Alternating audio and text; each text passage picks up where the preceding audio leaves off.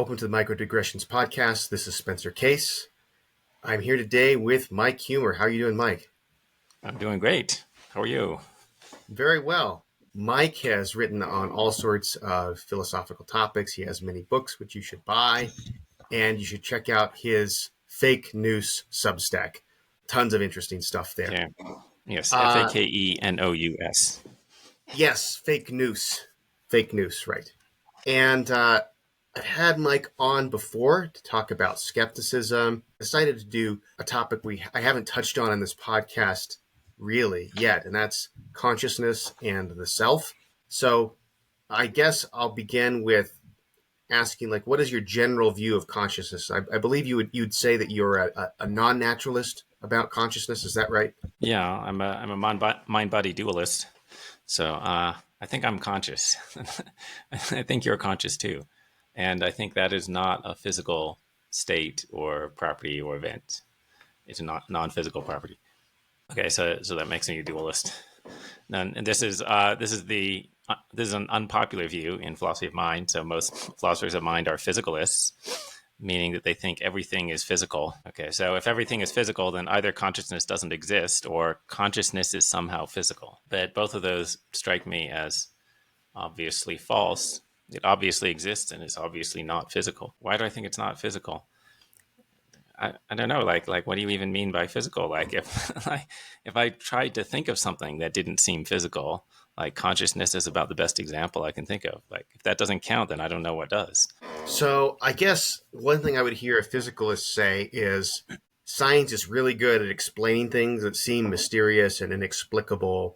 We used to think that, the weather and volcanoes and stuff like that were caused by, I don't know, conscious entities, gods, spirits, what have you, interacting with the world. There was so the thought would be, I guess, there's all these mysterious things that science keeps explaining. So why shouldn't we just think that science is going to explain how consciousness is physical? Why shouldn't we just put our faith in science that will eventually crack this mystery, rather than sort of giving up on it and saying it's just this mysterious thing that's outside of science? I take it that's what people mean when they say they describe something as physical. Physical, they actually seem to mean something kind of epistemic, like what could be. Yeah, this raises the question, what does physical even mean? There's this thesis of physicalism that everything is physical, but we're not even sure what that means. So maybe it has to do with being material or being modifications of material objects.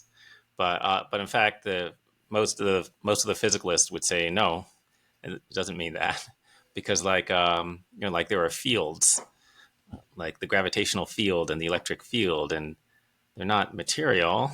So okay, and they're not supposed to be a counterexample to physicalism. And you're like, okay, so what could it mean? And then you might have some really minimal conception, like, oh, it means that it could be studied by science. Okay, well then that's kind of silly. I mean, okay, then there aren't any dualists.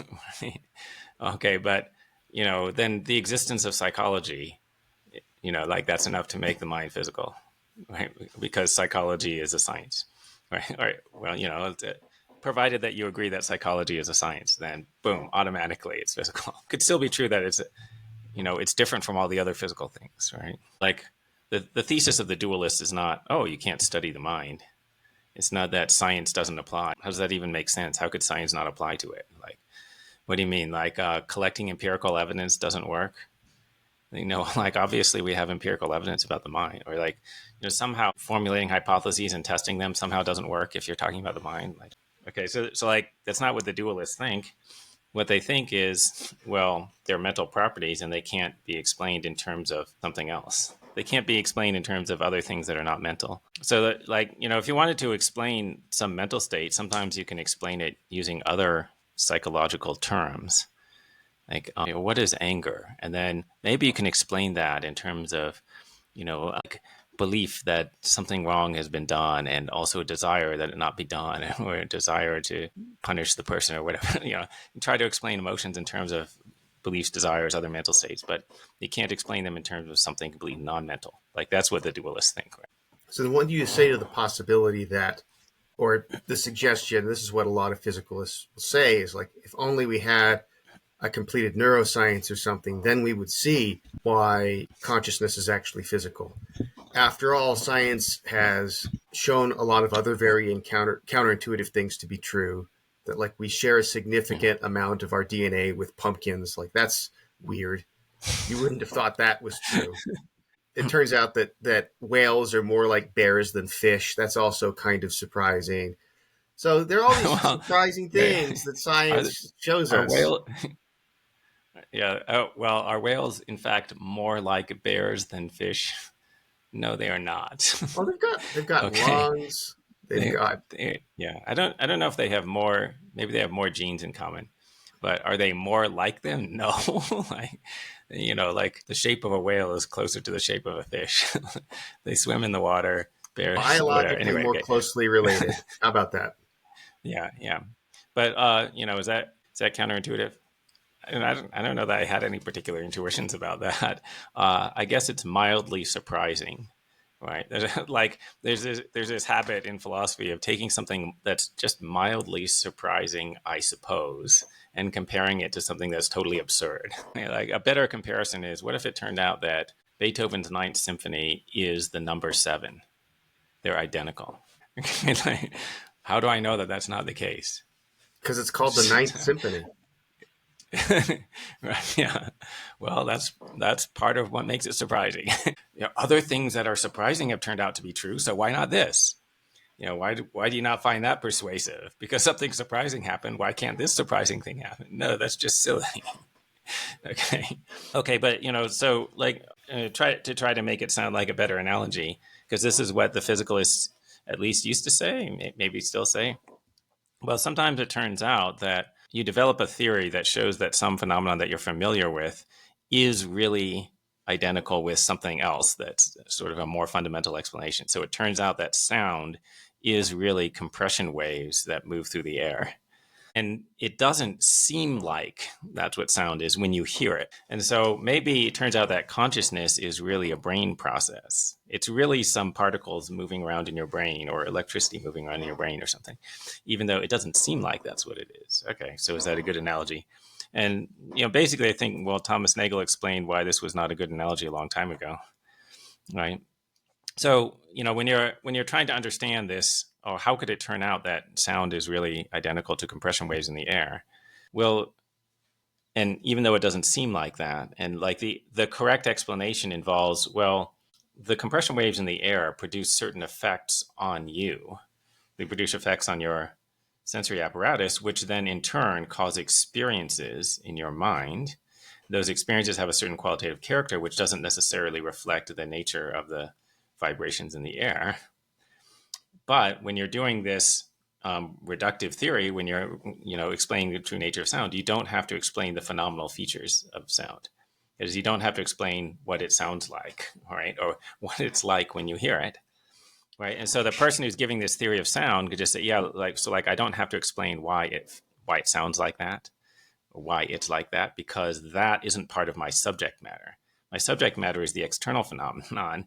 And the thing that you're talking about that makes it seem like it's not really compression waves is the qualia in your mind, which I'm not studying because I'm not a psychologist. Okay.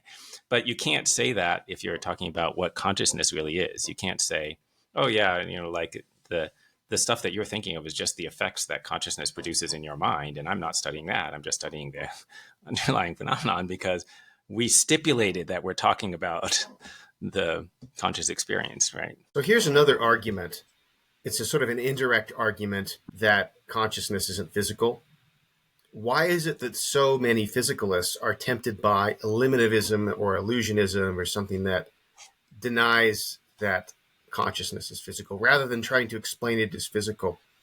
Because you do see that Yeah. divide among physicalists, those who want to try to say, yes, we can capture and Yeah. explain consciousness, and those who we have to get this out of the picture.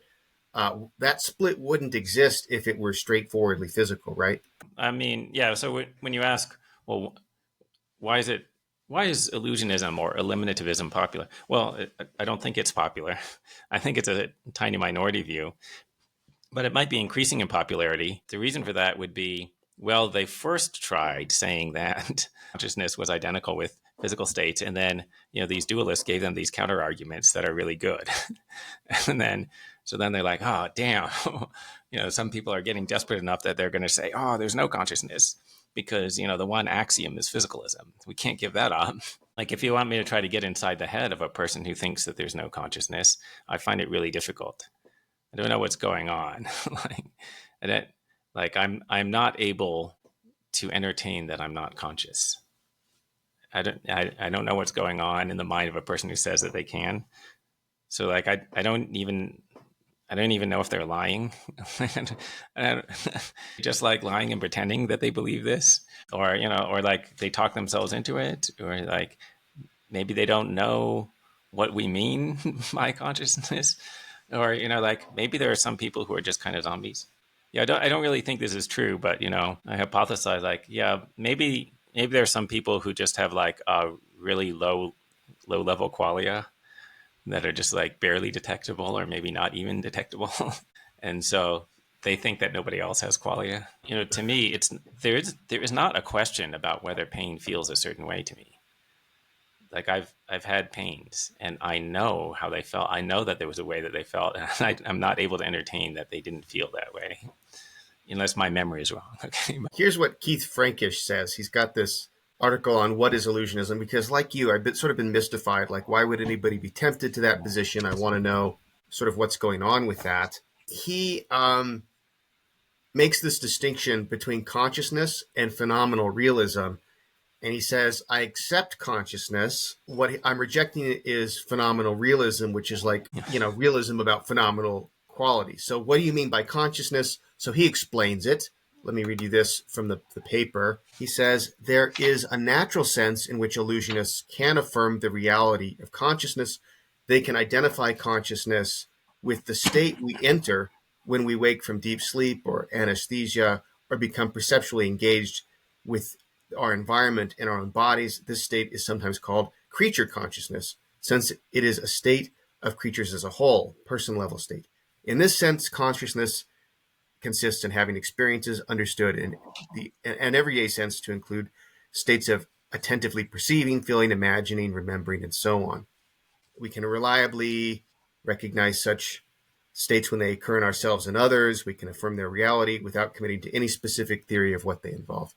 Frankish says, sure, I can accept creature consciousness or this kind of consciousness without accepting any phenomenal properties. I've got my own response to that, but I want to hear what you've got to say to it. Well, like, I'm not sure that I understood what he's saying consciousness is there, right? Okay, so there's a state that you enter when you wake up. Okay, like I feel like that doesn't tell me what he's talking about. And what state do you enter when you wake up? Okay, and I feel like, oh, okay, so there could be animals that sleep and then wake up. So I don't know if ants sleep. All right, but let's say ants can sleep and then they wake up. Do they enter consciousness? Well, like, okay, so like if that was the definition, then you'd say, oh, yeah, there's no question automatic. But in fact, I find it very questionable that they become conscious. So what is this thing that we're wondering about, right? And then, like, maybe what he means is, well, you just have intentional states, but they don't have any qualia. Like, okay, I guess I think that's just sort of changing the meaning of the word. So yeah, of course you can affirm that there's consciousness if you just change what it means. Like I could define consciousness to refer to tuna sandwiches, and then I can say I believe in consciousness. Okay, so this change in meaning is not as bad as that one, right? Because at least it's got something to do with having the mind. Yeah, I don't know, like, but okay, but maybe I'm not understanding what he means. So, do you feel like you had a better understanding of what creature consciousness is? It reminds me of certain kinds of moral anti-realism, or extreme sorts of normative anti-realism, whereas there's this effort to hang on to the word reason, but it seems like they don't mean it the way we normally mean it, right? And Hmm. my reaction to that is, why are you trying so hard to hang on to this word? Why not just say we have desires, and those desires move us in certain ways, but they aren't reasons of any sort? Why not just say that? And a few people do, but most people don't want to go that far.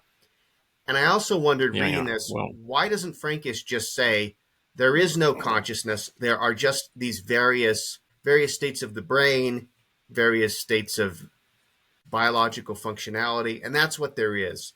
And just own up to Yeah. being an eliminativist about consciousness. Like, what's preventing him from saying that? Yeah. So that's one reaction I had to it. Yeah. Well, The other is, yeah. and I think you were kind of getting at this with your answer, is there are cases we would recognize as being paradigmatically conscious, like being awake rather than being asleep. But then there are these harder cases where apparently this isn't just a thought experiment. I think this is true, that people can have this locked in syndrome where they are like in a coma like state as far as outside observers can tell. They are experiencing things, they are conscious, but it's not something that's happening with the whole creature. And it seems like I can certainly wonder about somebody who is in a coma, is there anything going on in there or not? And that seems like a meaningful question. Whereas if we understand consciousness in this creature way, this behavior way, it's like, well, obviously that person's not moving around and interacting with the environment and perceiving. So the answer is obviously no. So that's the Yeah. fact that what seems like an open question is automatically closed by the definition is like an indication that he's maybe not defining it in the right way. Yeah. Yeah. Well, I mean, in answer to your question, like why work so hard to hold on to the word? Right? The answer is that, well, they're trying to trick themselves or they're trying to trick the viewer. They wouldn't describe it that way even to themselves, right? But what's happening is like, you're taking a radically implausible view, but it sounds slightly less implausible if you get to use the same words as the people who have the common sense view. And this technique was pioneered by Bishop Berkeley. It always amazes me that it tricks some people, right? But like, okay, Bishop Berkeley thought there was no matter. Okay, so he admitted that was part of his view. Matter doesn't exist, and it's impossible for matter to exist. But then you're like, okay, so Berkeley, so you think that this thermos doesn't exist? And then he'd be like, no, of course I believe in thermoses and rocks and tables and all that. I'm not crazy. I just think that thermos means an image in your mind. Okay, so like that is obviously not what it means, but he thinks that he's going to trick you into thinking that he's embracing common sense by defining the word thermos to refer to an image in your mind and then saying, see, I believe in thermoses just like you do. I thought, well, that's ridiculous, that's not going to fool anyone, but in fact it does fool people. Like if you tell people like, yeah, so Bishop Berkeley thought that none of these things are real, there's always going to be somebody who's like, no, he doesn't think that. And then they'll quote some passage where Berkeley says, like, I believe in tables and rocks and trees and whatever. I believe in all the things that we perceive by the senses. So like, yeah, some readers are actually fooled into thinking that. So like, maybe some people are fooled into thinking that these crypto eliminativists are really embracing consciousness. So I think I asked you this before, but I don't remember your answer. Do you think thus I refute Berkeley, Johnson's kicking the stone is actually a refutation? I guess. Yeah, I mean, you sort of have to think about what's supposed to be going on there. Like, what was he saying? So, like, what if you tell this to a philosophy professor who was like teaching about Berkeley? The philosophy professor will say, "No, that doesn't refute Berkeley because that could just be it could be an idea of a rock, and there's an idea of your foot, and you're just having the idea of the foot hitting the rock, and then you have pain." But that's just an idea in your mind, whatever. Okay. Johnson's point was probably not, oh, Bishop Berkeley can't explain this specific sequence of experiences. That probably wasn't his point. Maybe he was thinking, like, we're just directly aware of physical things, and it's just like it's sufficiently obvious that we don't have to take seriously an argument against these things existing, right? Bishop Berkeley would claim that he believes in the existence of the rock, but what he's saying he means by the rock is just completely different from what we meant by it. So, in fact, he's saying the rock doesn't exist. He's saying that that's not his view, but that is his view. Would that mean that modern science, like quantum mechanics, shows that rocks don't exist either because you don't have solid particles in the sense that we normally think of them at bottom? You've got these wave functions and all of that sort of thing. It seems Yeah. like that's as far removed from common sense as Berkeley's theory? Well, I don't think it is. Yeah, there's a good question about like, what kinds of theories count as denying the existence of the thing. Yeah, it turns out that, the thermos is mostly empty space. The spaces between the atoms are bigger than the atoms. Okay, so I'm basically picking up some empty space. So the spaces are a lot bigger. Okay, does that view imply that thermoses don't exist? And I'm inclined to say no. It just implies that thermoses are they have different characteristics from what you might have assumed. Okay, but I don't know. But what's the difference? And so one thing I want to say is like the difference between a skeptical theory and like a scientific theory. So this, like the skeptical theory is a theory that sort of explains why, I guess, explains why things seem the way they do, but implies that your beliefs about them are false. Just like an ordinary scientific theory also explains why things seem the way they do. Normally, we would want to say it doesn't imply that your beliefs are false. It just explains the deeper nature of the objects that you're perceiving, but doesn't mean they don't exist. Okay, but so one difference is the flexibility of skeptical scenarios. So, like, there's like the evil demon who's planting ideas in your mind. There's Bishop Berkeley's view, which is just that God is putting these ideas in everybody's minds. And then there's like the brain in the vat theory, where the scientists are stimulating your brain. So these skeptical scenarios, they're all like Except completely Berkeley didn't flexible. insist that his wasn't a skeptical scenario. Yeah, that's right. He claimed he wasn't skeptical, but most people think it is. And apparently, like people were apparently saying this to him, like, "Oh, you're a skeptic," because that's why he had this response. And apparently, he was probably annoyed by this. But anyway, I'm suggesting the skeptical scenarios they're extremely flexible, meaning like no matter what you experience, they would explain it by the same cause. The scientific theories are not like that. Like this scientific theory, you can't just take the same thing and explain any other sequence of experiences. So like the atomic theory explanation of this, you can't have the same thing happening with the atoms and then like explain a radically different sequence of experiences, right? Yeah, that's a reason to think the scientific theory is better, but I don't know why Yeah. that is a reason to think that the scientific theory isn't still an eliminativist theory if the Yeah. theory is far enough from our common sense sort of perception. Well, you could put the problem like this. You have ideas in your mind, and there's a question of whether they're going to latch on to something in the world. So if they get a referent, then it's going to wind up that the thing you perceive exists.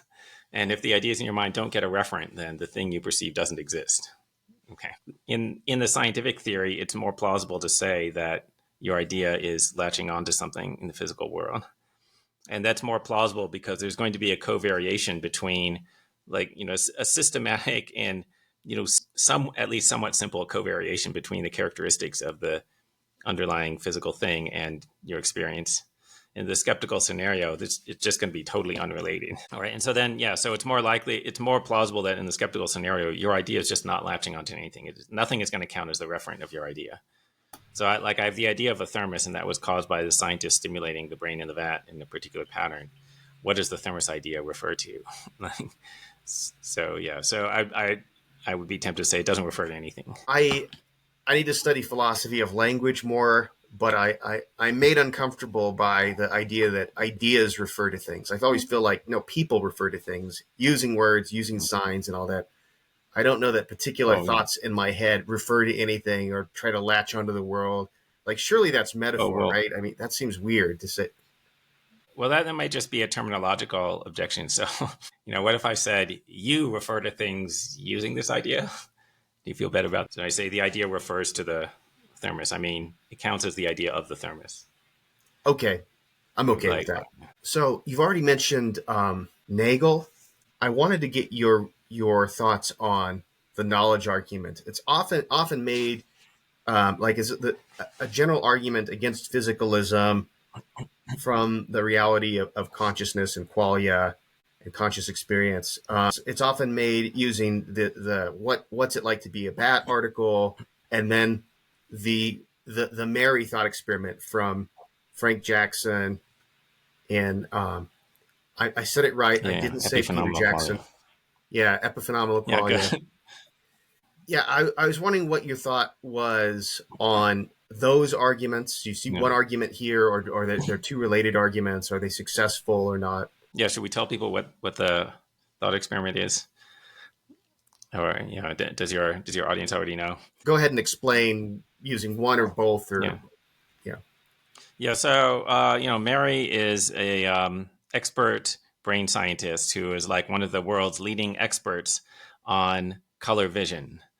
And so Mary knows all about what happens in a person's brain when they see colors, and like how the cones in the eye get stimulated and how those stimuli get processed in the visual cortex and whatever and all that. Okay.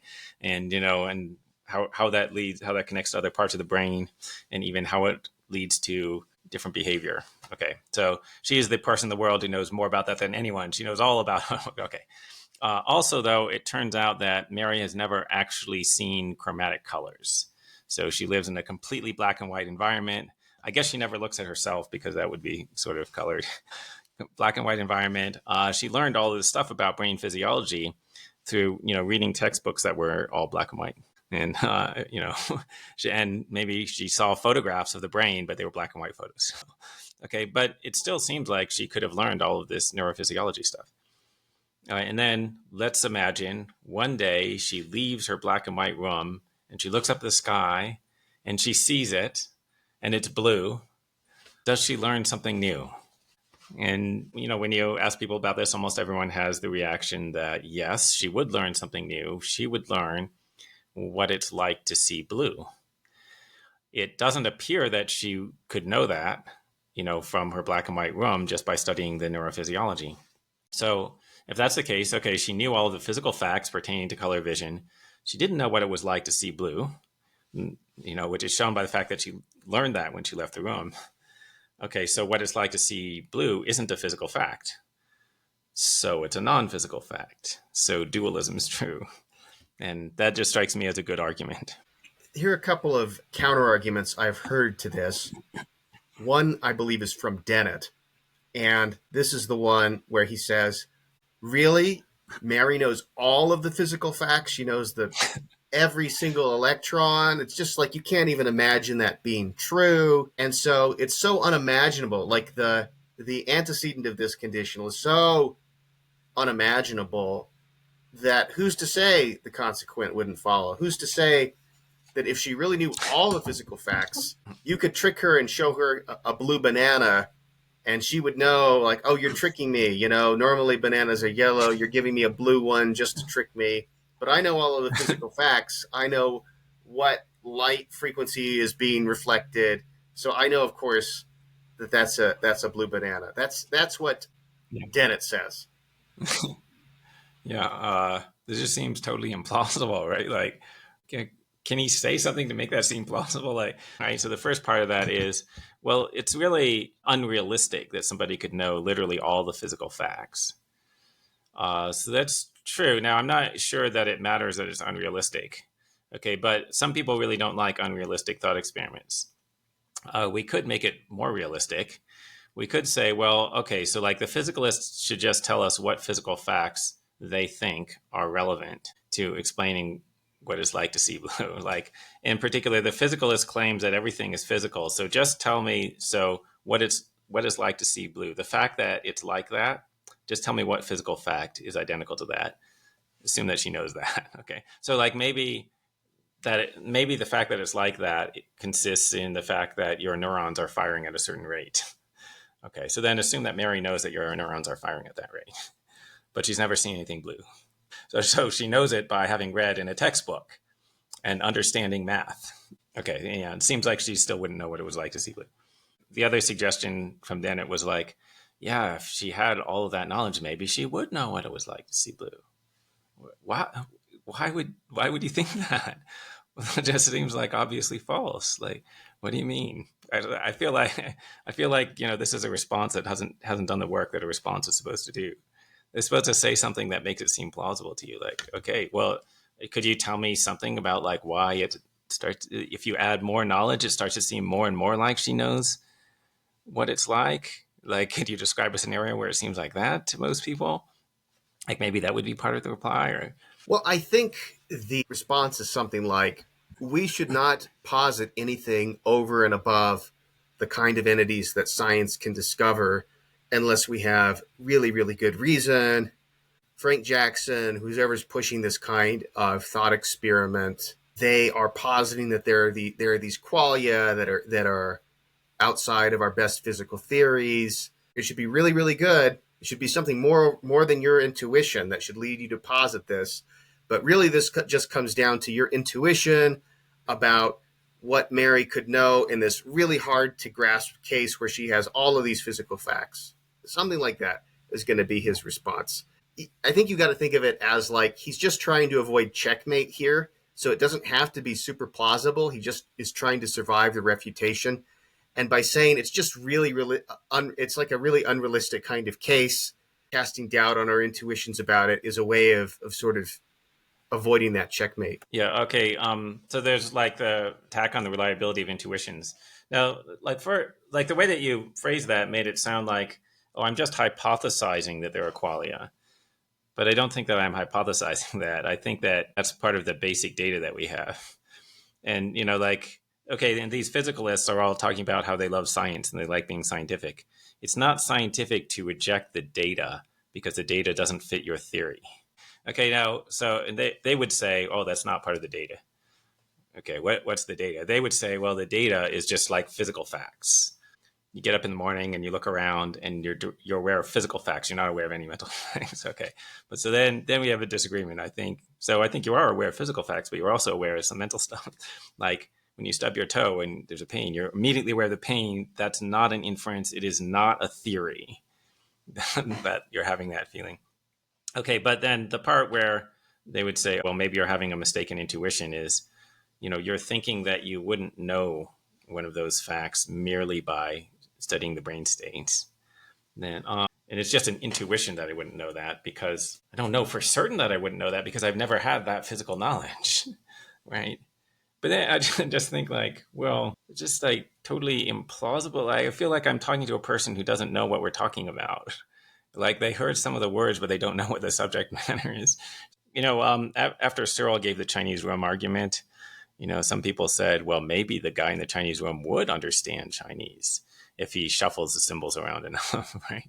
To me, that's sort of like saying, well, maybe if you throw him in the Yangtze River, he's going to understand Chinese. You've never been thrown in the Yangtze River, so how do you know? It's just an intuition that wouldn't give you an understanding of Chinese. I thought that the response was Okay. the room system would know Chinese, but not the man Yeah, in the well, room. yeah, well, they've had a series of responses. Yeah, so one of the responses is the room understands Chinese. Okay, but one thing I guess occasionally people have said is no, maybe the guy does understand Chinese. You're just having an intuition. Okay, but anyway, okay, so like the intuition that I wouldn't know what blue was like by learning about brain science. Okay, or to bring Thomas Nagel into this, like say we wanted to know what it's like to be a bat, you know, just study their brains. If you just like know enough about the neurons firing in the bat's brain, then you're going to know exactly what it's like to be a bat. You're totally going to feel that. And I find that totally implausible. And then like the physicalist is like, oh, well, you're just having an intuition and intuitions are unreliable. I don't know. This seems like, I don't know, like maybe if you jump out the window, you're going to suddenly become aware of all facts about the universe. You've never jumped out the window, so you don't know that that's not true. I think it's comparable to that. There's some sense in which I don't have conclusive proof that that's not the case, but there's no reason whatsoever for thinking that. So I don't know what I'm supposed to say. Anyway, and then if you want to if you want to say, oh, I'm skeptical about intuitions, then I basically think what you're saying is, you're skeptical about everything because like there's no philosophical position where you're not relying on intuitions. So it's like they think that there's this completely different thing called an intuition that has nothing to do with their belief system and is like totally separate from the ordinary ways of forming beliefs, which are like, the ordinary philosophizing that we physicalists are doing. Intuition is just like a fancy word for when you think about something and something seems right to you. Like there aren't any philosophers who don't think about things and then don't form beliefs based on how things seem to them. Right. So like if you're skeptical about that, you got to be skeptical about everything.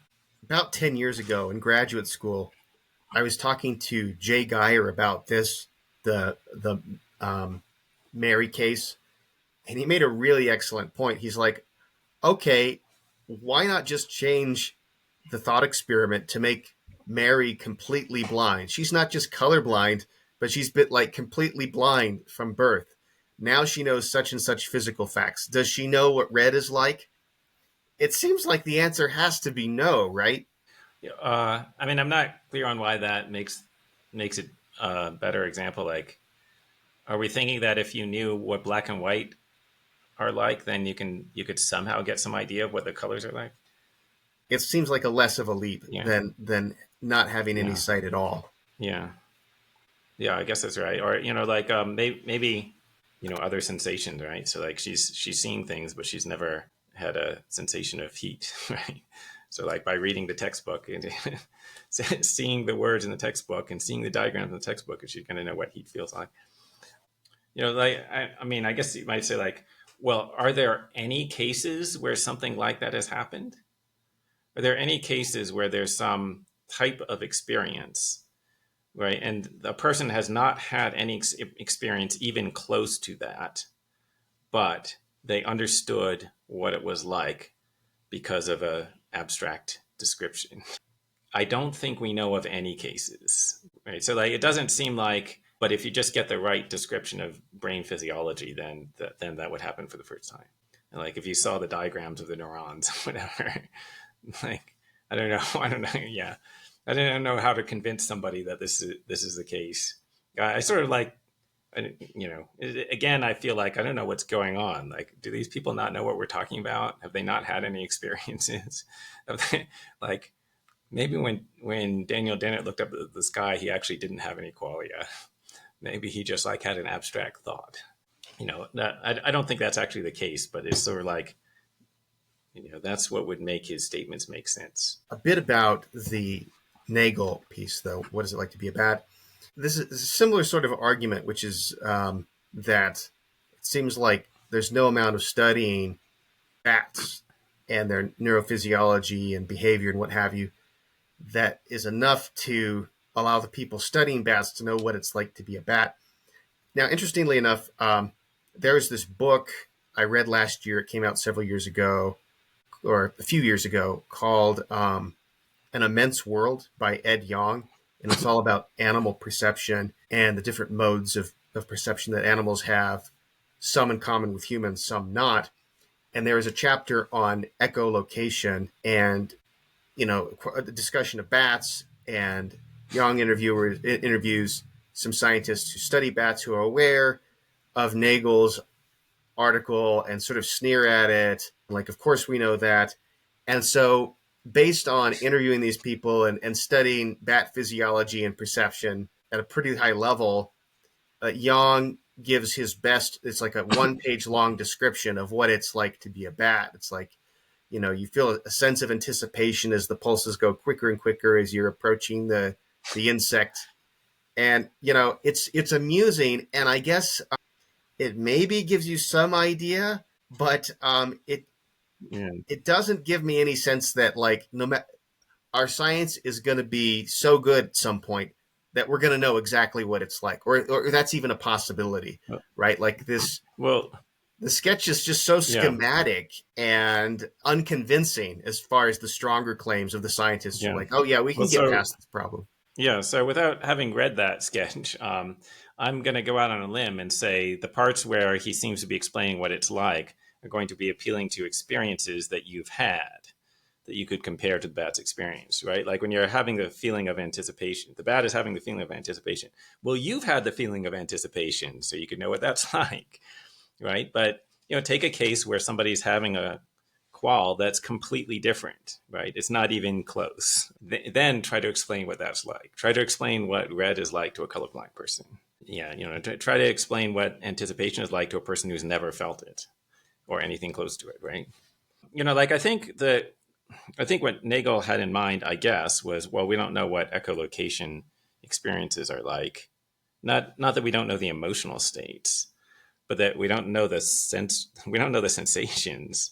Is it is it like seeing stuff, or is it sort of like hearing the locations of objects, or is it like something else that we can't imagine, never experience? Some humans have learned to echolocate. Right. Right. Yeah. Yeah. I heard that there's some blind people who like they make noises and then they hear the echoes, so Yeah. maybe they know what it's like. But Um, so I think you could raise the same question, like without being able to echolocate like that, I can't empathize either with that blind person, or like I don't know what it's like to be either the echolocating blind person or the echolocating bat because I don't have that sensory modality. But Nagel could have strengthened his case, I guess, by picking a sensory form that humans can't even acquire. So another one that's discussed in Ed Yong's book is electrolocation. Like there's certain fish that create electrical fields, and they automatically yeah. Yeah. perceive, even like Yeah. around rocks and things like that. And he Yep. sort of Yeah. speculates that fish will know exactly who's who's next to them based on the different properties of their electrical currents. Okay, so what's that Yeah. like? Is it seems really hard to believe that as Yeah. as Yeah. soon as we So understand their physiology, we're gonna know what it's like to be like that. yeah. Now, and you might wonder if it's like vision, maybe, but I think like maybe this is a persuasive example. So it turns out that it's believed that some birds have tetrachromatic vision. So humans have trichromatic vision. So in other words, three primary colors are enough to produce all the colors that a person can see. There are these birds that apparently can see four primary colors. So meaning that if you wanted to produce a picture that want to produce pictures where the birds, everything looks the same to the birds, you need like your computer screen would have to have four primary colors. What's the other primary color? Consider the suggestion that, well, we're going to figure out what that other color is by looking at the bird's brain and just like seeing which neurons are firing at which times, and then suddenly we're going to understand it. Yeah, that's what it looks like. Yeah, Yeah, that seems implausible. I think Young mentioned that there's some humans who have this too, although it's very rare. I think all the people who have it are women. But yeah, like I can't know what it's like to be that person by even knowing the anatomy of the eye. Like, oh, the cones are over here. Oh, that's what it's like. yeah, yeah, yeah. Yeah, this neuron is firing, and you got to be fair to the functionalist. Like, and it also causes you to have these other mental states. Yeah, it causes you to behave, to move your body around in these ways. Oh, now I know what it's like. Yeah, so that's the other response I was going to get at, which is David Lewis's response to Jackson in Epiphenomenal Qualia is he says, well, Mary has a new ability. She has this new ability to make discriminations that she couldn't make before. Yeah, And I think it's been a while since I've read the article, but I think the argument is that knowledge of a kind that should inform our scientific and philosophical theories is like propositional knowledge. It isn't know-how. And so yeah, the fact that Mary can make discriminations between different kinds of light waves using her eyes as opposed to some other sort of scientific equipment, yeah, that is what changes here. And so yeah, it isn't anything propositional. That's David Lewis's yeah, yeah. response. Yeah, so like this would undermine the argument the way that I formulated it. So, like the way I thought of the argument was, Mary learns what it's like to see blue, and she knew all the physical facts. So, what it's like to see blue isn't a physical fact, so it's a non-physical fact. Okay, so then Lewis' response would be, no, no. When she learns what it's like to see blue, that's not factual knowledge at all. That's just acquiring new know-how. Okay, but that's just like totally implausible. Like I don't know why somebody would say that. Okay, so there is something that it's like to see blue. You could imagine another possible world in which it was like something else. So like imagine that, every time you looked up at the sky, you had an experience qualitatively like what we actually have when we look at red things. Okay, so you would be inclined to call that you have the sensation of red. Okay, but it wouldn't be called that in this other world. It would still be called the sensation of blue. But okay. And so like there's that other possible world, and then there's the way it is in the actual world. It's a fact that it is the way that it is, right? Like, the way that blue looks, that it's that way, and it's not like the red way, right? It's not okay, and that is an objective fact that's true. So you have factual knowledge. So what the hell is he talking about? Like, then, okay, I agree that she will also acquire know-how. She will also acquire the ability to discriminate. But I don't agree that she doesn't know a fact, right? And I don't how do you wind up with that not being factual knowledge? Like, it's not a fact that this guy looks a certain way.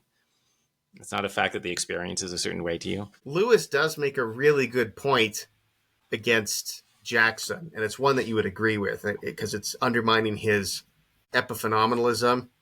Yeah, He says in that paper, so if epiphenomenalism is true, that so that means that the qualia, like the phenomenal properties that the non-physicalists are interested in, aren't causally interacting with their brains in any way, which would mean that they're writing yeah, these treaties on qualia against physicalism, but the actual qualia are not causing them to do that.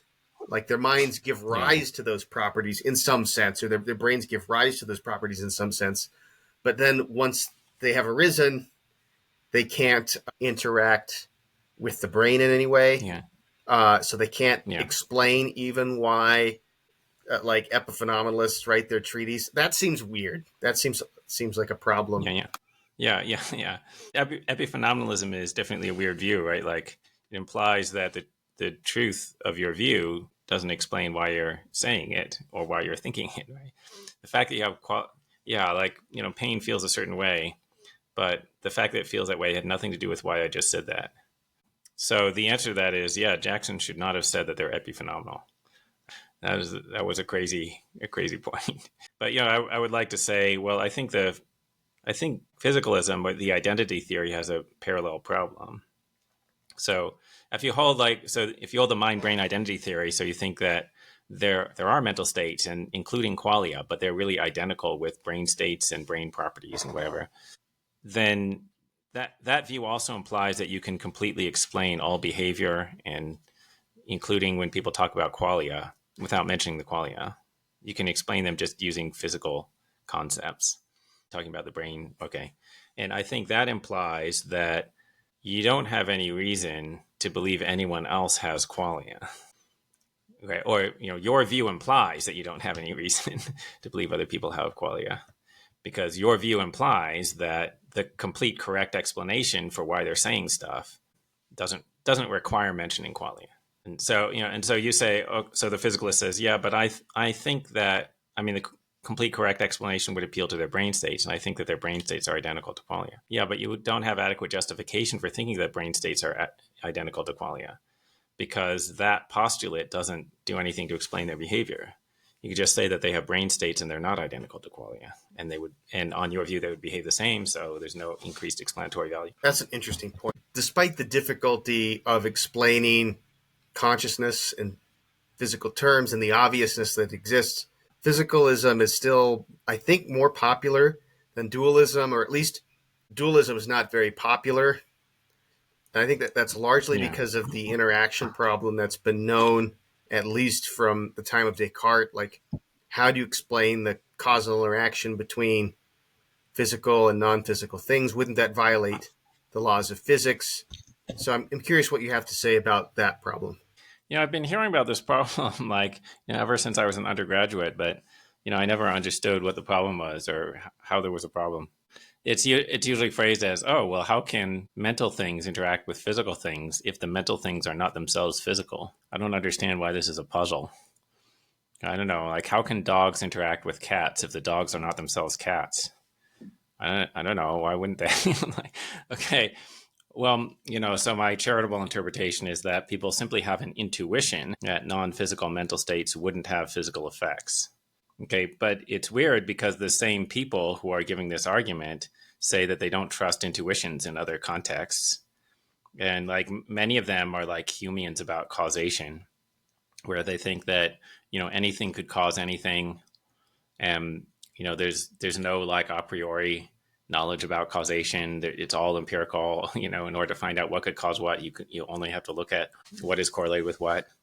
And so, why wouldn't you just say, yeah, well, just like with every other causal relation, you have no a priori insight into it. You just observe the correlations. So I have desire for tea, and then my hand moves and makes me drink it.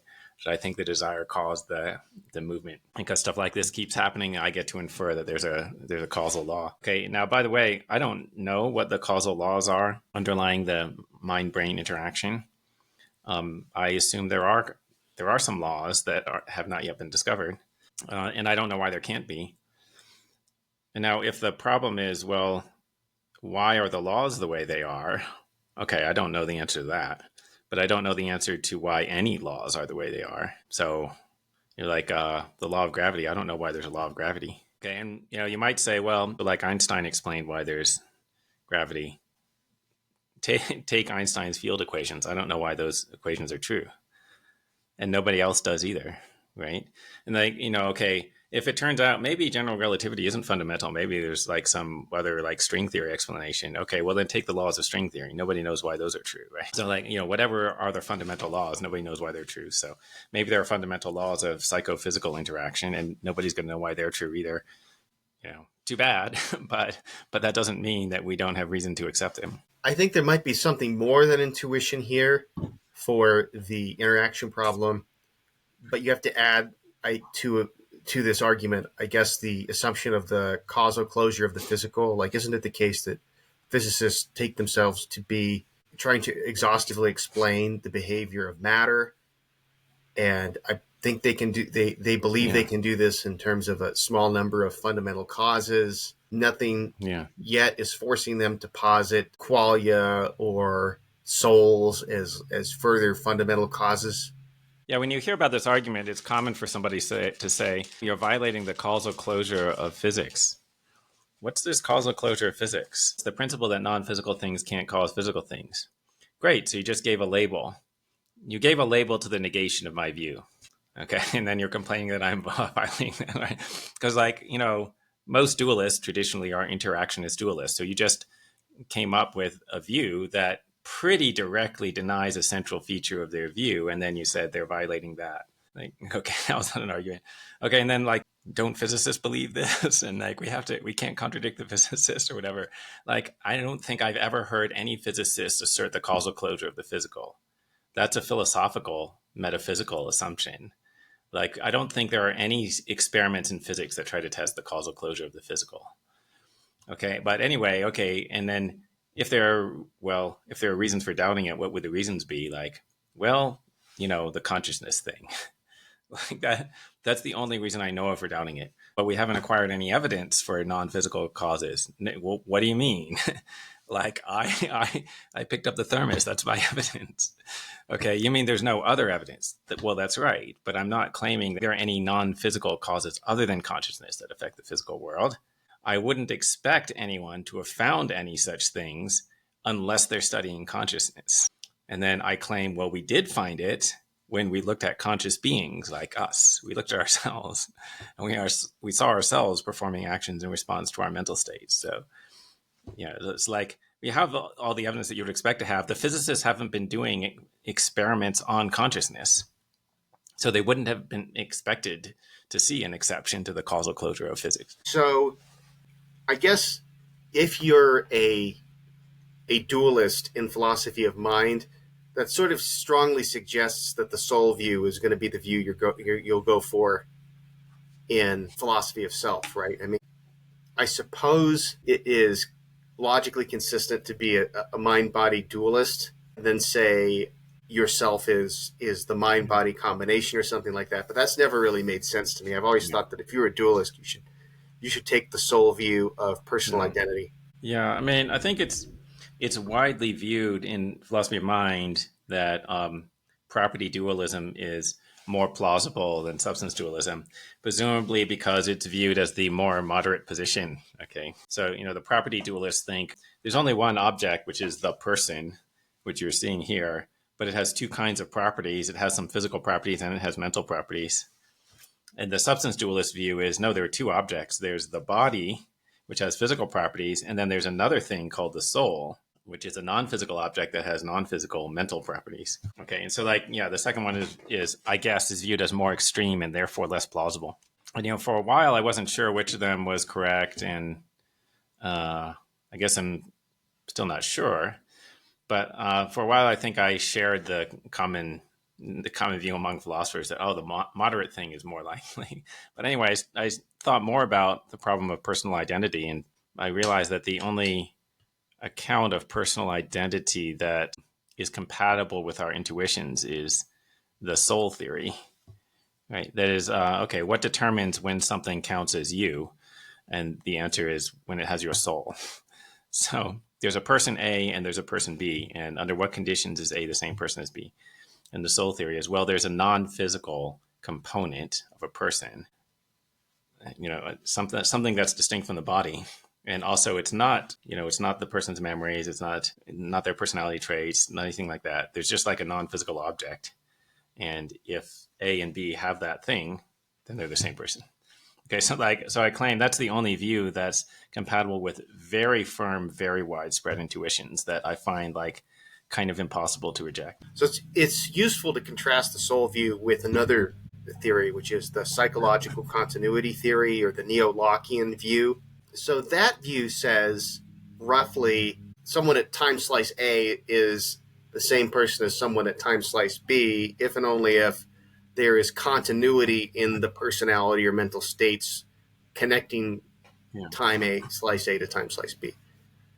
I've always had the suspicion that view is equivocating on a meaning of the word identity. Like we mean identity in this practical sense, the way you interact with others and everything. People will say, well, he's not the man I married or something like that.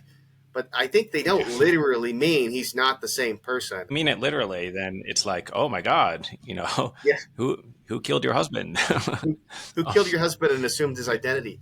Yeah, no, it's they mean that it's metaphorical. It's as if he's a different person. And I think that the metaphor is sort of overwhelming the theory here. It just seems like But it's possible for me to undergo really drastic changes, and some of them might even be sudden, and it's still me who's undergoing them. Yeah. So it's not metaphysically impossible for a person to change their personality a lot. And if continuity of personality was necessary, maybe that would be impossible. Well, to change suddenly, I guess.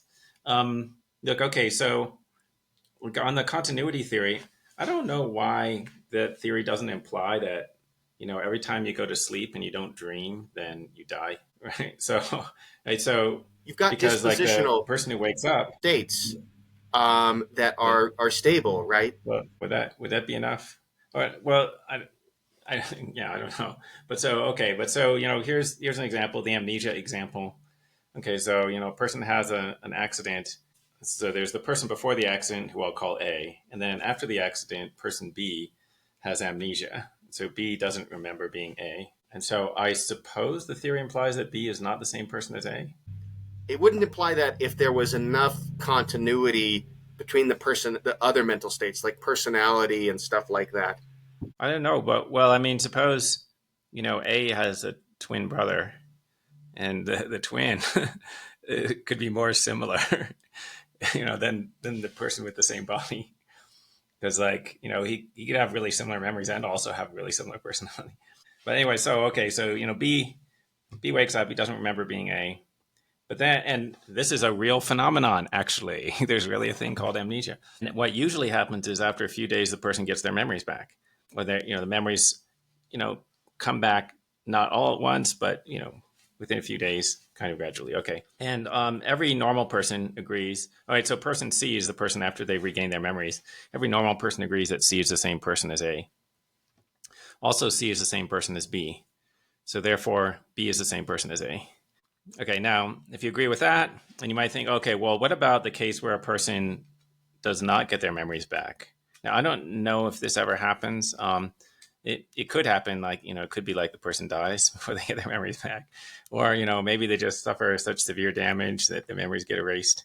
So, you could imagine another scenario in which there's A and then there's person B who's got amnesia, and then B is never going to get his memories back. Okay, but in this version of the scenario, he's in the same state as the person B was in the previous state before he got his memories back. If that guy was the same person as A, then in the new scenario, it should be the same person. You see what I mean? Like, because your identity shouldn't depend on what's going to happen later in the future.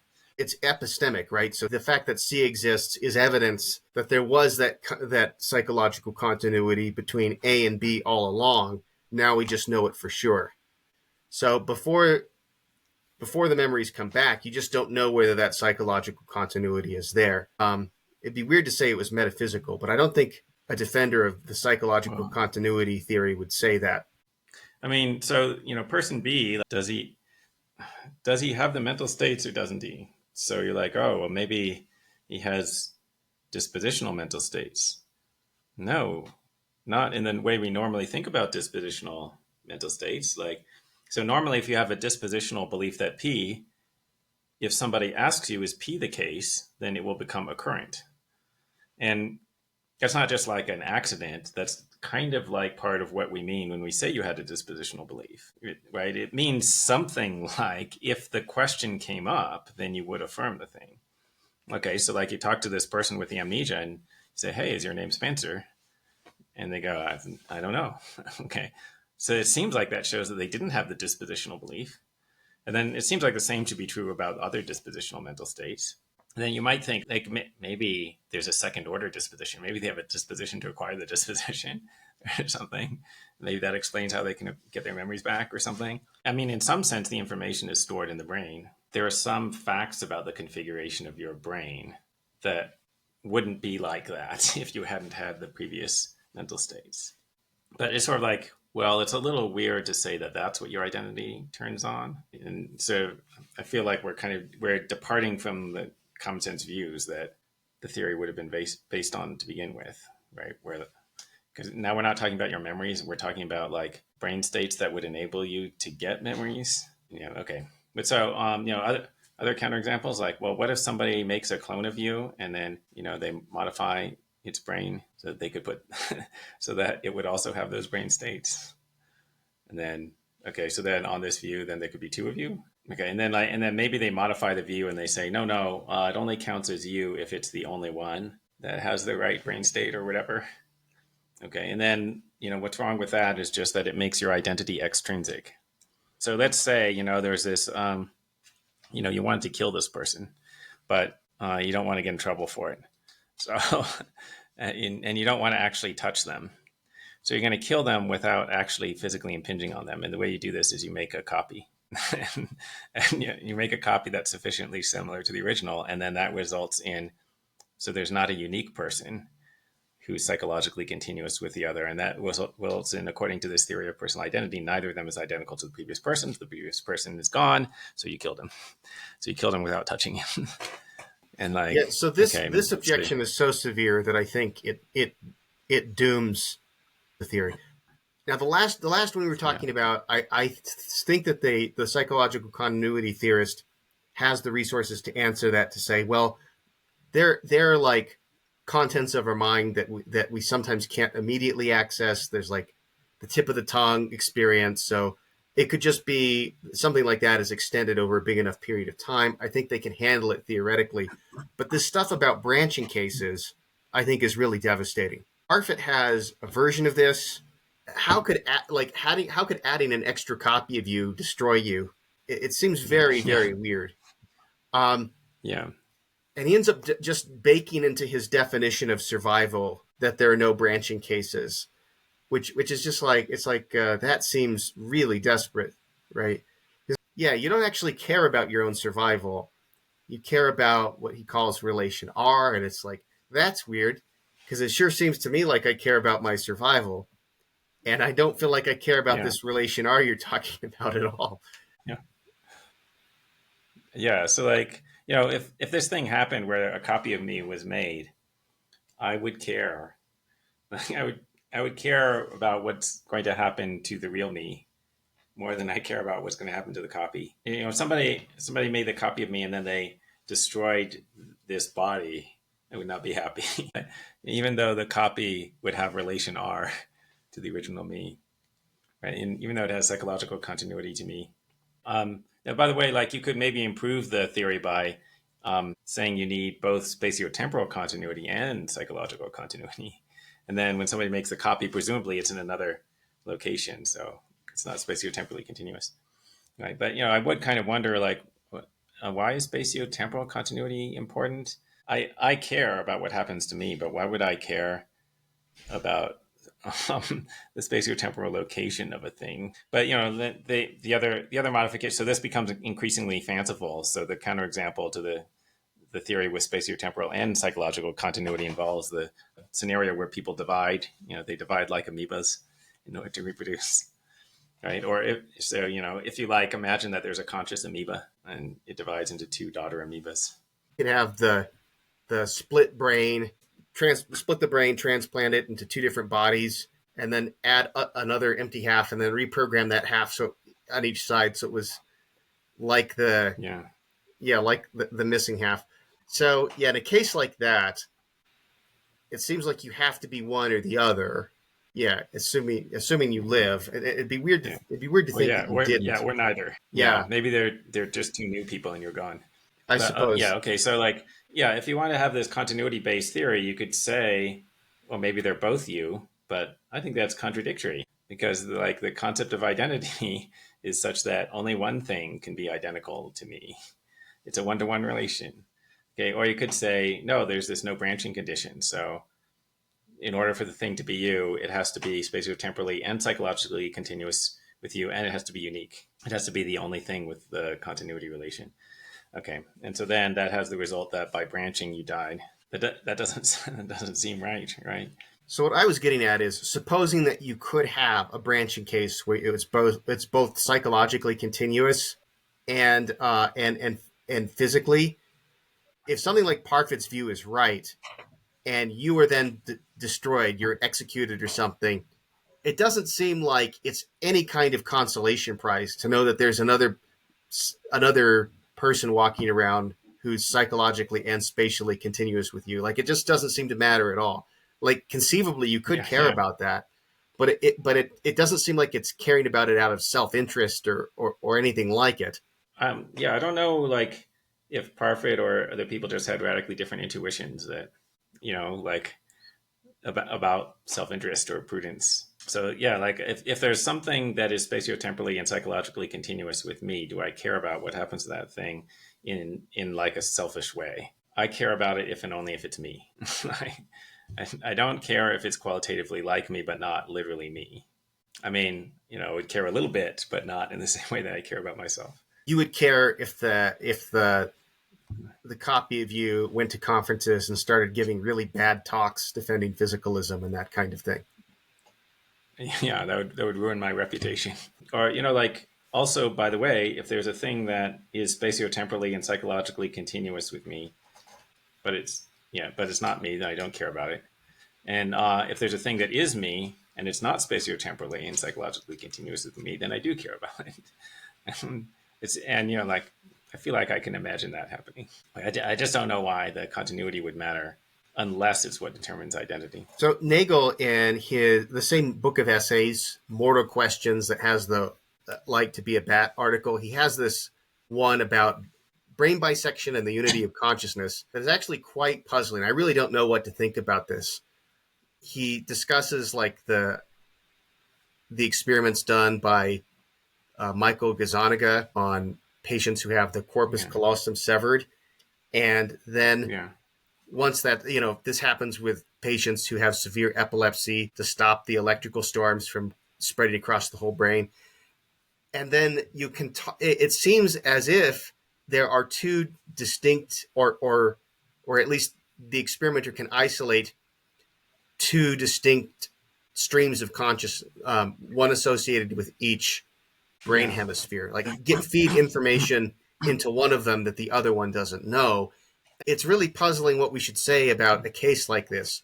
Should we say somebody who has the corpus callosum severed, there really are two people at that point? Or should we say that there are two people only when experimenters elicit answers that make there appear to be two different people. Yeah. What Nagel ultimately concludes, it seems like there might not be any answer. It might just be completely indeterminate how many minds are associated with the mental activity going on in this brain. Like, Well, I don't think it could be indeterminate. Like I don't see how to make sense of that. I think the philosophical lore around this is partly mythology.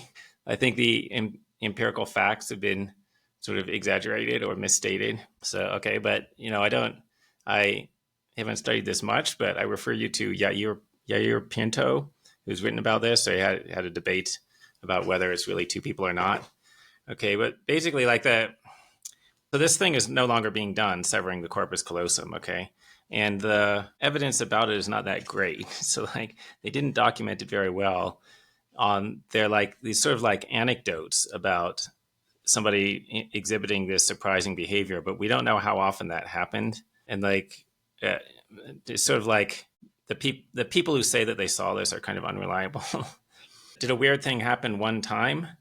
The right hand pointed to something that didn't seem to match with what the person said, or did that happen all the time? Well, like the people who know the patient, like the family of the patients who had the corpus callosum severed, they didn't think there were two people. They didn't actually notice anything like that, right? Which is kind of weird if it was actually two people. Like if you had two people in your body, do you think your family would notice? And they would think that. So anyway, so I'm kind of suspicious about the empirical facts. But by the way, you might sort of wonder, like, well, but I mean, how could there be connection between the two hemispheres after they cut the corpus callosum? But the brain is still connected at the brain stem, right? So it is still in that way one brain, and so it is possible that there's some transfer of information and that there's only one person there. And, yeah. Okay, but anyway, you might think, oh, well, what if we severed the brainstem too? I don't know what would happen. Maybe the person would die. But your original question, could it be that there's no fact about how many people there are? I don't understand this. So I think in any scenario, in any possible scenario, either I exist or I don't. I think that has to be an objective fact. And then, okay, so if I'm there, then, and that's true about everyone else. So if there's another person also in my body, then that's an objective fact too. I don't see how there could not be a fact about how many there are. I guess the thought is something like mental activity can be more or less concentrated. It might be like if you try to individuate the clouds in the sky, it's like, well, do we count that as one cloud or two clouds with a little tiny strip of water vapor between them? Yeah. I don't know that I would necessarily agree with this, but I can make sense of the claim that that's indeterminate. Like there's no fact of the matter. That's true about clouds. And it's not true about minds. Why? I don't know. You just have to kind of think about the nature of minds, that there's a qualitative difference between my mind and your mind. Yeah. So, with the question, how many clouds there are, you might say, well, that's a semantic question. The sense in which there's no fact is we haven't decided exactly how we're going to use the word cloud. So we haven't specified everything about it, including like when something counts as the edge of a cloud. If we did specify that, then there would be a fact, but we haven't specified it, so there's no fact. But is there something analogous to that with minds? Like there's something about the concept of a mind that we haven't specified. And yeah, I don't get it. I feel like I have the concept just because of my direct introspective awareness. So I'm aware of myself. I don't see the indeterminacy around that concept. Can you make sense of the idea of half a mind or half a self? Or you just, because I sort of have the sense that half a mind would just be a mind with like fewer thoughts in it or something like that. Yeah, that's the best I can make of it, right? Yeah, half mind is like a mind with lower intelligence or fewer experiences or something like that. Yeah, and like, with a cloud, like in it, maybe this was intentional in the analogy. Like the one cloud might sort of fade into the other. There's some stuff in between them that's sort of connecting them. But what's the analog for minds? Like there's some mind stuff connecting my mind to your mind. They don't even know what this means. Like it's not a stuff, or like, there's not like some continuous material. There's just They're just one thing. If it was spread throughout space, then you could have spatial parts of it, but it's not, and there's not anything analogous to that as far as I can see. Well, I guess this is sort of an analogy that's friendly to the Humean view about the self, or like the Buddhist view of it. There's like the self is like a bundle of mental experiences. But my reaction to that has always been, no, there is a subject of those experiences, and there's no analog Yeah. to that subject when it comes to clouds or other kinds of material objects. Well, I mean, maybe the analog for material objects is there's like the matter that it's made of, and there are the individual elementary particles. There's a lot of them, right? So so like a cloud is like a huge collection of these little objects. Do you find skepticism about the self equally absurd as skepticism about consciousness, or slightly less absurd? I guess it's slightly less absurd. Yeah. I was gonna say like, yeah. What is it? What is this no self view, right? Like, I guess David Hume thought that he didn't have a self. There were only particular impressions and ideas, and there's just a bundle of them. And then, and I guess some of the Buddhists say that there's no self, but I don't know if they meant the same thing at all. I don't know what they mean at all, right? Self is an illusion. And then Thomas Reid made fun of David Hume, saying, it was natural to think that the treatise of human nature required an author, but now we learn that it's just a collection of ideas that assembled itself. And now we know that there can be love without a lover, and treason without a traitor, and succession without time, and all these things. It seems metaphysically impossible. Like, there can't be experiences without someone to experience them. Can there be pains that are just happening, but nobody's in pain? And by the way, like when the Buddhists say the self is an illusion, I suspect that they do not mean the incoherent thing that David Hume thought, that they're just ideas with no one who has them. Because I suspect that by the self, they just mean something completely different from what I mean, right? I suspect that sometimes they use the word ego. So I suspect that what they actually mean by the self as an illusion is there are a bunch of things that you think are essential to you that are not, which I agree with, right? So like, you identify yourself with a whole bunch of characteristics, like, oh, I don't know, like you're a white man philosopher or whatever, and you have these personality traits and so on, and these memories and whatever, all of that's contingent, right? And in your next lifetime, you won't have any of those. Possibly. In fact, I think that makes sense, and that's totally plausible. Right? But what doesn't make sense is that nothing is having these mental states. There's experiences happening, but no one and nothing is having them. Yeah, I've always had the reaction so Sam Harris has this meditation app that several years ago I followed that meditation app for like a period of months. And you get far enough into it, he'll say, now look for the one who is looking. Apparently, he insists that if you do this enough, it's going to trigger some like epiphany of no self, and you'll be able to see through it. Every time I tried this, I'm like, yeah, the person who is looking is the person who is annoyed by your question. It's the same person. I don't know what you're asking me to do. Yeah, I'm going to look for the person who's looking. It doesn't seem like it's going to be hard. Here I am. It's going to be right here. It's going to be me. I found him. Like, I've been finding him all of my life. I mean, there's a problem that when non-philosophers express their philosophical views, you can't really be sure what they mean. They'll say something that sounds like some crazy, nonsensical, impossible thing, but you're not sure if they actually mean that, because non-philosophers don't draw that many distinctions. So they may not distinguish some completely absurd thing from some completely reasonable thing. So, yeah. So, but like that hypothesis I have about what they mean by the self as an illusion is trying to be charitable, right? And yeah, and saying something I think would be true, and also it's plausible that they would believe it, because by the way, like these Buddhists, they believe in the reincarnation thing. They believe in reincarnation, which I also believe in, and I guess they believe in the soul theory of personal identity. Okay, and I think the soul, the characteristics of your soul are minimal. So it's a subject of experience. It's a thing that is capable of having experiences and thoughts and whatever, and it determines the identity of the person. But like everything else that you think about yourself is maybe contingent.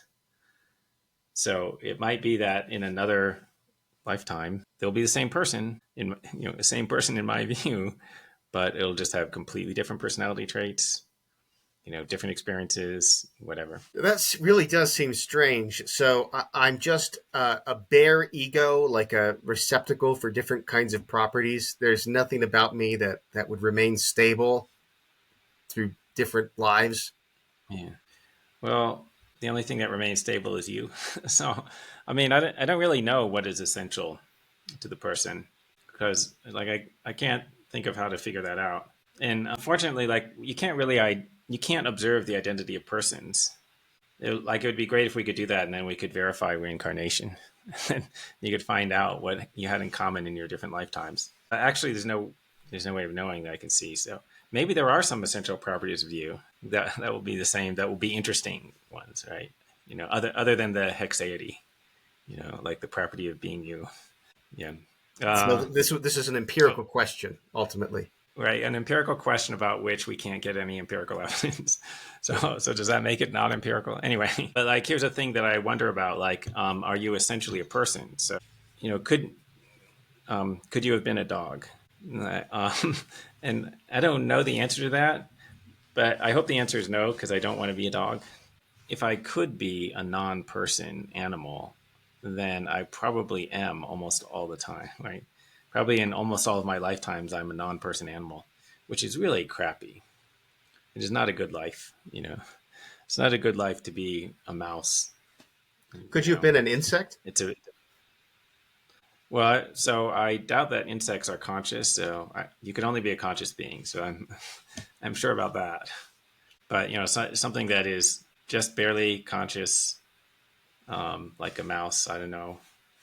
Maybe you could be a mouse, and then you have a crappy life, and then you get eaten by a cat. Well, let's see. I wonder. I wonder though if the self is like a human soul would be a receptacle for certain kinds of experiences. Maybe there's probably Yeah. a tiny bit of consciousness to insects. You don't think so? Well, I don't know how to answer that. Like okay, well, yeah, I can't prove it one way or the other. You might think, well, like okay, they have brains. I guess they have brains, so that's like a minimal condition. So they're at least a candidate. And like some animals don't even have brains. So like scallops don't even have brains. So I would say they're not even a candidate. But so there was some evidence that the insects don't feel pain because like when an insect is grievously injured, it just keeps doing its thing. Right? Like there are cases where the insect is eating and then like it's part of its body is crushed and just keeps eating. And so you're like, huh, I wouldn't keep eating if my leg was crushed. So that shows it doesn't feel pain. And now, you might think, okay, but maybe it has other conscious states besides pain. Maybe, but that is that is kind of like one of the most basic conscious mental states that you could have. Like they're not capable of having pain. Like what qualia would they have? And like they're not going to have emotions, right? So I don't know. I don't know if they have other sensations. Anything else you want to add about consciousness or the self that we didn't get to? No, but have we talked about the reincarnation argument before? Because if we haven't, we should do that in a future podcast. I know. I think that's a future podcast one. I did Yeah. share it with my students, and they were not convinced by it. In the philosophy of death and dying last Yeah. year. Well, okay. Well, I should probably go there and like, should probably present it more compellingly. You probably presented it skeptically. No, I had you did present it. I played a clip from a Oh, podcast in addition to oh, okay. assigning the paper, which I'm sure they did not read. Yeah, yeah, yeah. They should read the paper. But anyway, yeah. All right. But I would just like to add that everybody should read my blog and Fake buy my news. books. Yeah, Nous. Yes, yeah.